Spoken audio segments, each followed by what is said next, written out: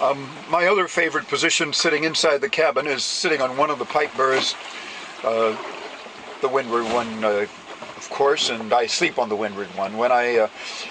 On this passage, I have only slept on the starboard side 1 or 2 nights. When I do that, I have to move the Avon and the daily food bag over here and move my sleeping bag and pillow over there. It's not that big a problem. Anyway, from here, I don't know if you'll be able to see out there with the light, but out through the companionway, there is central. You can see that I built a nest of cushions there. The bottom of it is a sporta seat. There's plastic bag over that one cushion because it's wet. And,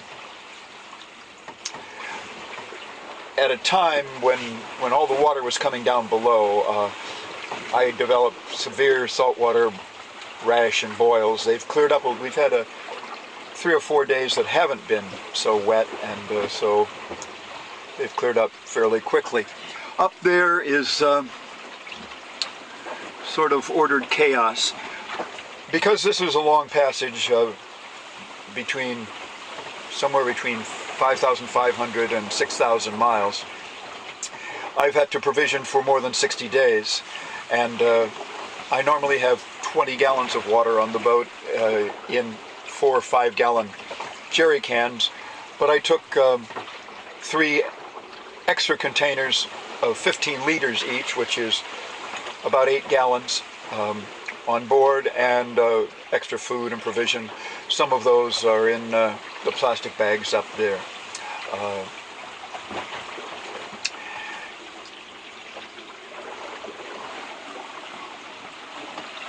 Where I'm sitting, sometimes when waves hit, they hit right behind me, and they hit with power, and I can feel them flex the hull. Yeah, you can see out there a little bit. All right. Down here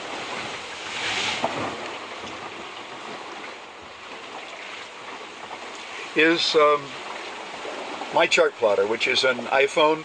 The app is iNavix, and I have iNavix in an iPad mini and a regular iPad as well. I have electronic charts, CMAP 93, inside my laptop, which can be used with Garmin eTrex for input. But basically, the iPhone is my chart plotter. I can put it here in this little bin and wake up in the middle of the night and turn it on and see our course, what our daily run has been, where we're headed fairly quickly, and what speed we're making. It's proven to be very, very effective, and I'm quite happy with it. As I say, we're 4 days out today. 4 weeks out today. We have, it's hard to say, about 3 more to go. The problem with the passage to South Africa is the same as the problem with the passage to New Zealand, and that is that the weather at the end is likely to be the most severe and the most unpredictable.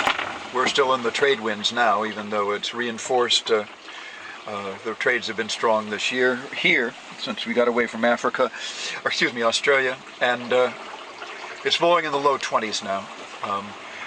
We're headed basically west, but I'd like to be headed down toward about 245, and I'm going to tighten things up, adjust the self-steering,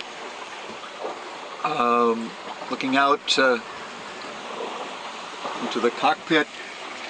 The problem with doing that is that when I harden up a little bit and bring us maybe onto a close reach, more and more water is going to come aboard, and I am shying away from that as long as I can. But there's Madagascar's ahead of us, although a couple of 1,000 miles or 1,500 miles or so. But we've got to get south sooner or later. We've got to get about 600 miles south in the next 2,500 miles west. That's it for now.